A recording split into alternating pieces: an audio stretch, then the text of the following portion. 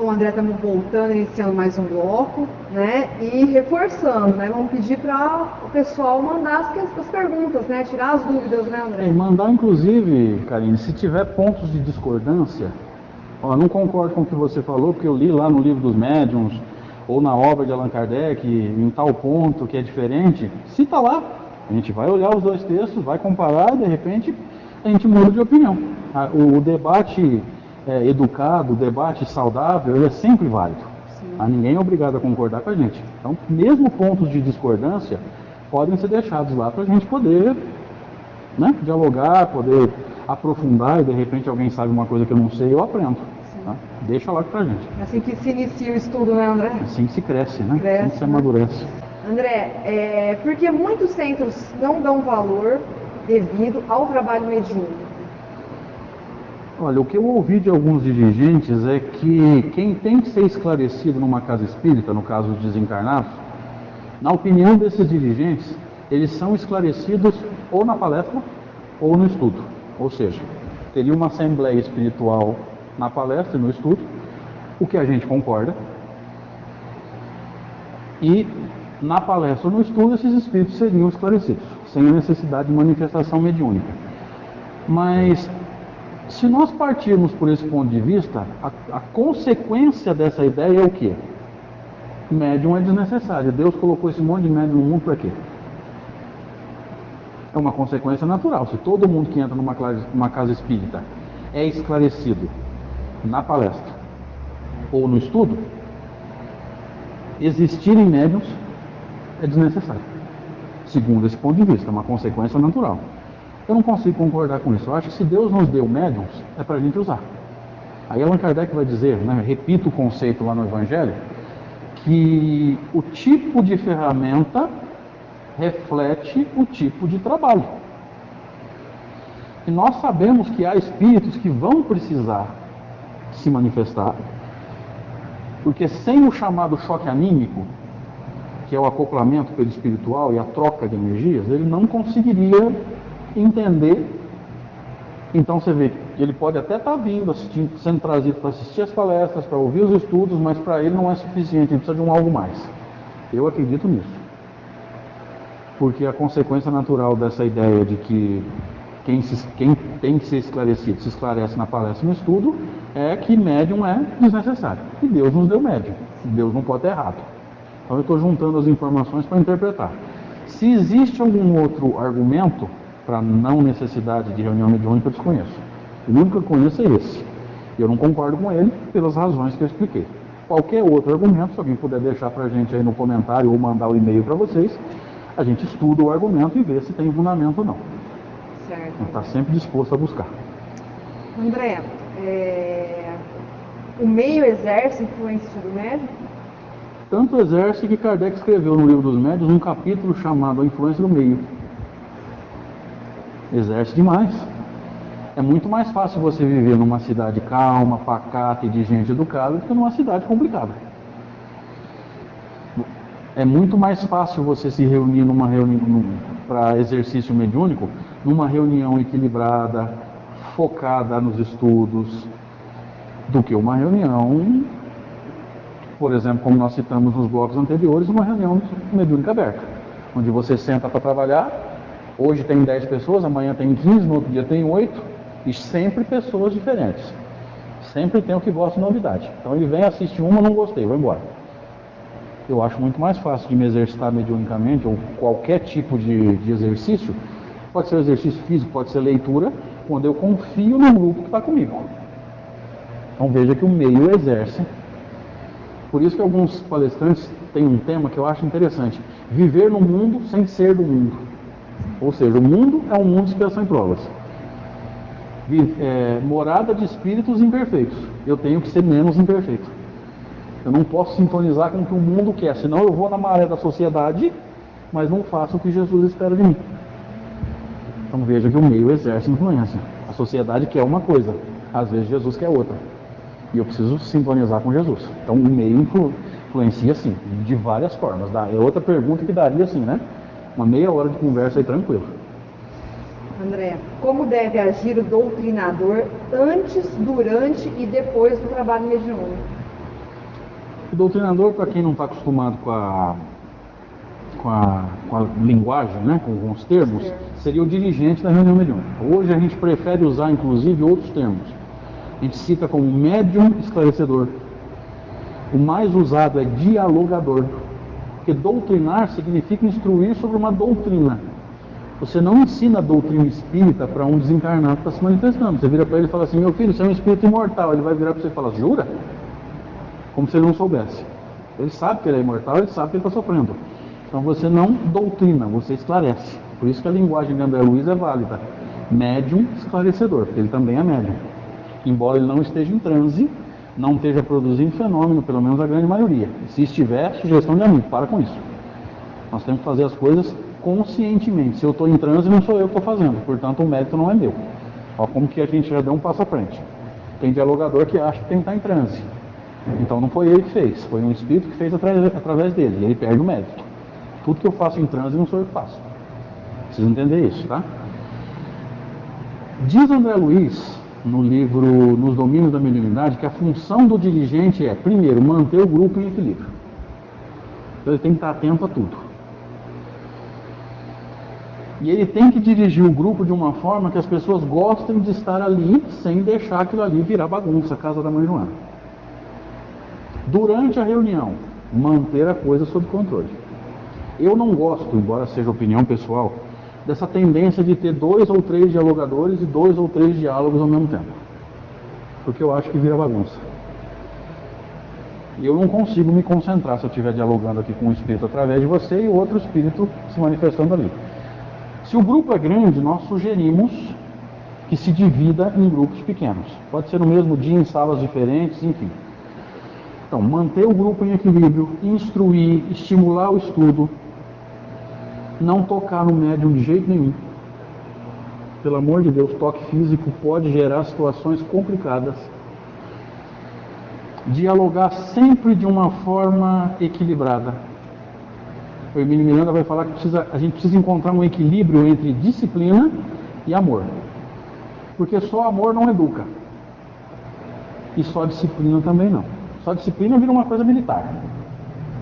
Só amor vira, né, faz o que quer, do jeito que quer. Então encontrar esse equilíbrio entre amor e disciplina. Particularmente a primeira vez que eu li o livro Diálogo com as Sombras, do Hermínio, eu escrevi assim na contracapa: se algum dia eu precisar me manifestar numa reunião mediúnica, como é que eu quero ser recebido? Eu acho que essa frase pode nortear os dirigentes. Como é que eu quero? Quais são os meus valores? Se eu gosto de tudo bagunçado, talvez ele deixe a reunião escambar. Se a gente gosta de uma coisa organizada e ser recebido com respeito, a gente vai organizar a reunião e vai tratar o desencarnado com respeito. Então tudo isso está pautado nos nossos valores. Por isso que eu achei legal a gente citar essa frase. Ela me norteou durante muito tempo. E me norteia ainda, né? O André, ainda em cima da resposta que você deu, você falou sobre o doutrinador não pode tocar o médium no momento do transe. Me corrija se eu estiver errado. Li uma vez, não lembro que livro, que fala que a energia do desencarnado com a energia do médium, que vai dar a passividade, se tiver a energia do doutrinador tocando, pode gerar situações até de uma possível, desenvolvimento de uma possível enxaqueca no médium. Isso eu desconheço. Isso nunca li nada, mas a gente está analisando o toque, no caso, né? Sugerindo que não se toque, para não gerar situações desconfortáveis. Às vezes o médium é um homem casado, a dialogadora é uma mulher, isso pode gerar desconfiança. E eu não vejo, assim, eu dirigi reunião mediúnica durante 10 anos, já faz 4 que eu estou estudando mediunidade da forma mais profunda que eu posso. Não tem nada em nenhum livro que justifique toque. O médium está com dificuldade para controlar. Se você precisar, você impõe as mãos e doa energia. Mas não precisa ver toque físico. Assim como o passe, você doa energia sem toque. Então, não tem nada que justifique toque, na minha opinião. Se alguém sabe de alguma coisa, manda pra gente para a gente poder estudar o material. Perfeito, André. André, um espírito que se diz amigo, tá? Um espírito que manifesta-se na reunião mediúnica, ele diz amigo do determinado membro do grupo. ele pode constranger essa pessoa com uma suposta chamada de atenção? Diz Allan Kardec no Livro dos Médiuns que os espíritos superiores não constrangem nem o médium, nem ninguém no grupo. Se alguém estiver precisando de uma chamada de atenção, eles vão falar em geral para todo mundo, sempre para todos, na esperança de que o médium vista a carapuça, ou aquele que está falhando, né? Pode não ser o médium, pode ser alguém lá na equipe de apoio. Jamais vão constranger uma pessoa. Eu já soube de alguns casos em que estava muito claro que na verdade quem estava falando era o médium. Ou seja, é o animismo, ele está pondo para fora, mas botando na conta dos espíritos. Isso acontece muito. Ou então um mistificador se dizendo amigo para desequilibrar o grupo. Por quê? Porque vai gerar melindre, não só naquele que está tendo a sua atenção chamada, mas vai gerar melindre no outro que vai pensar, gente, mas o espírito superior não faz isso.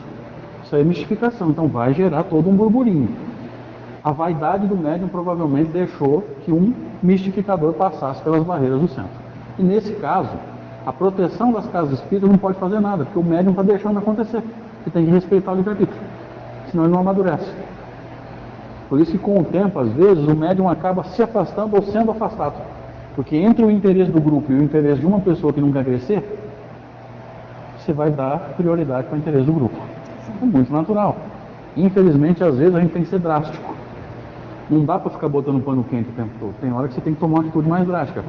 Chamar o médium para conversar e olha, a maneira pela qual você está se comportando pessoalmente, mediunicamente, está atrapalhando a reunião. Eu sugiro que você fique um tempo fora para se equilibrar. E a gente espera que o médium entenda que ninguém quer prejudicá-lo. A gente espera, quando o dirigente faz isso, o dirigente espera que ele refaça os seus conceitos e repense o seu momento.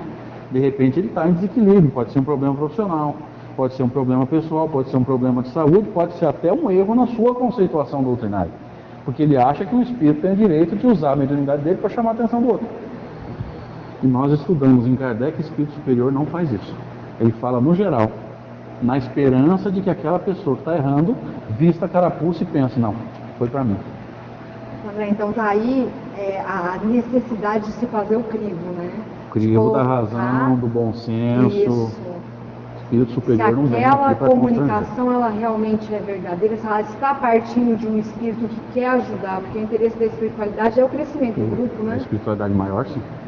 Mas da mais atrasada, se puder passar rasteira, para eles é uma alegria fechar uma reunião mediúnica, né? Porque muitos líderes de gangue, muitos líderes das hordas do mal são ajudados em reunião mediúnica. E quando ele é ajudado, ele é acolhido, ele se arrepende, aquela horda do mal se desorganiza, perdeu o líder. Então, quanto mais reunião mediúnica eles fecharem, melhor. Quanto menos reunião mediúnica, melhor. Para eles, né? Para os espíritos mais atrasados. E eles trabalham para fechar casa espírita, para fechar reunião de estudo, para fechar reunião mediúnica. Porque eles não querem que a humanidade progrida. E eles sabem que o espiritismo é uma grande ferramenta de amadurecimento espiritual. Então, para eles, quanto menos espírita tiver, melhor. André, qual a condição para que um espírito encarnado dê comunicação no trabalho mediúnico? O que precisa acontecer para que isso ocorra? O médium, que dá passividade para um encarnado fora do corpo, é a mesma especialidade mediúnica do médium que dá passividade para um desencarnado. Isso não muda. É o médium que nós chamamos de médium psicofônico. Me parece que esse termo foi criado por Arnaldo Rocha, lá de Belo Horizonte, que foi marido de Meimei. Kardec chamou de médiums falantes. Leon Denis usou o termo médium de incorporação. Tá? São os termos, a gente fica com o de Kardec, médium falante. Para que o espírito encarnado saia do corpo, as leis foram discutidas no Livro dos Espíritos, num capítulo chamado da emancipação da alma. Então, na linguagem de Kardec, esse fenômeno chama emancipação. André Luiz chamou de desdobramento. Eu prefiro os termos de Kardec, coisa minha. Toda vez que os laços que prendem o espírito ao corpo, através do perispírito, esses laços se afrouxam, eles não se rompem, isso precisa ficar claro, romper significa desencarnar, ou seja, aquele corpo não é mais teu. Toda vez que esses laços se afrouxam, a gente consegue sair do corpo. Aí Kardec pergunta assim, É necessário o sono completo? Você tem que deitar e dormir? Os espíritos respondem que não.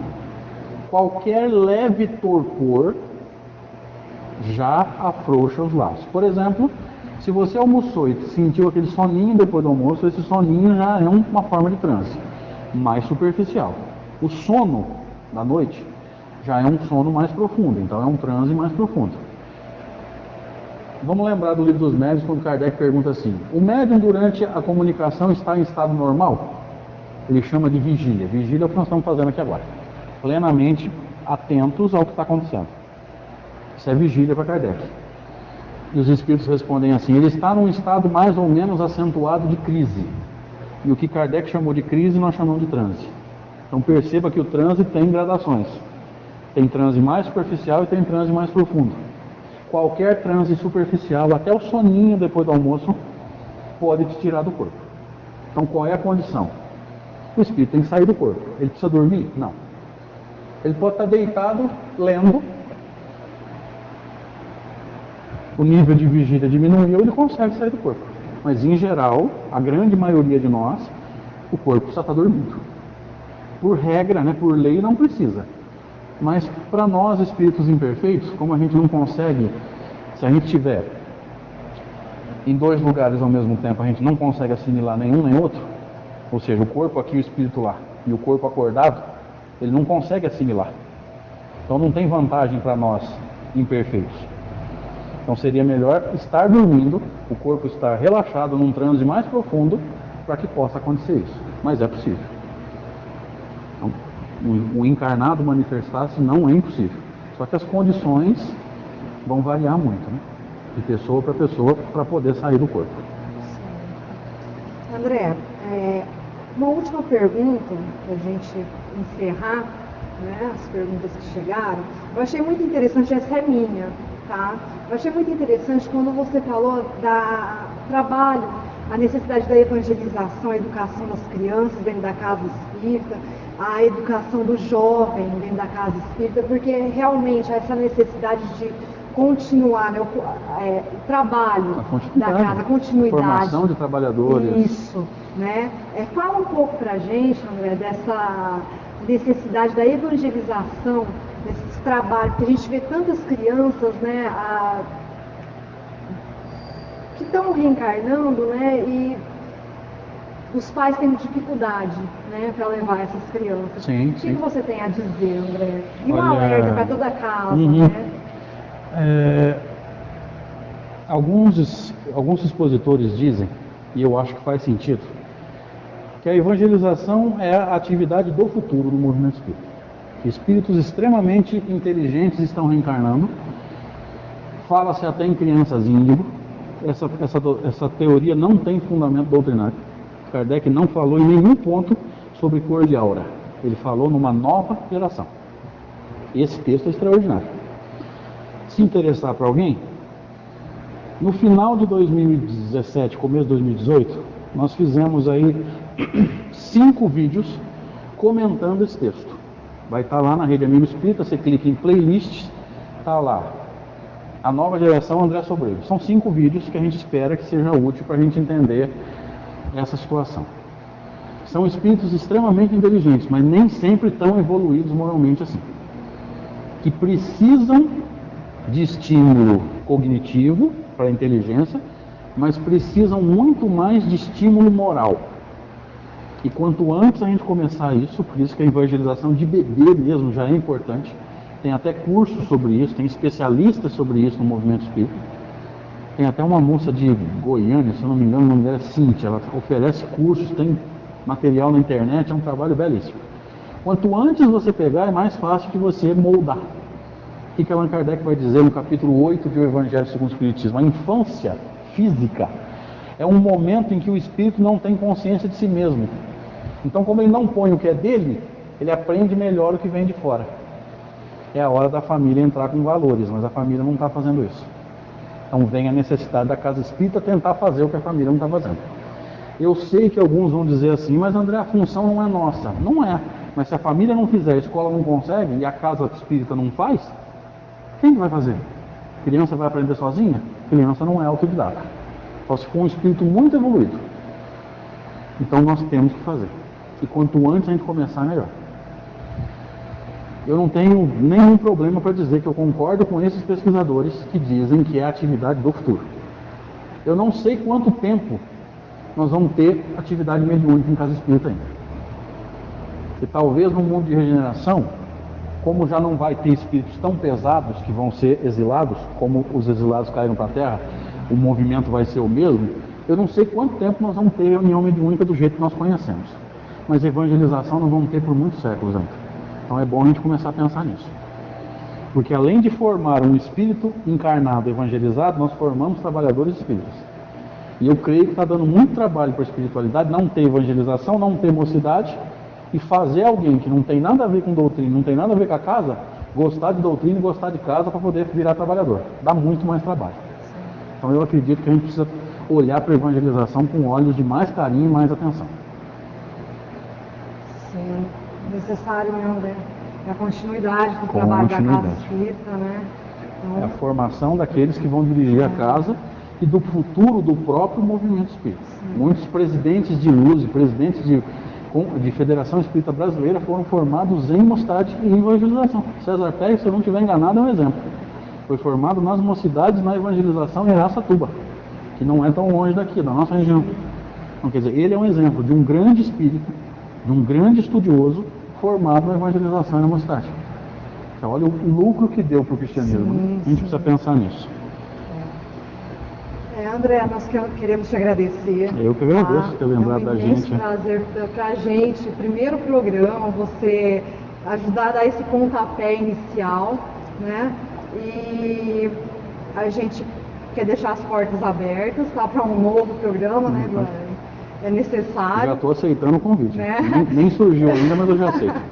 E vai acontecer o segundo programa se tiver as perguntas. Né? Então a gente pede para os internautas, pede para o pessoal Facebook, né?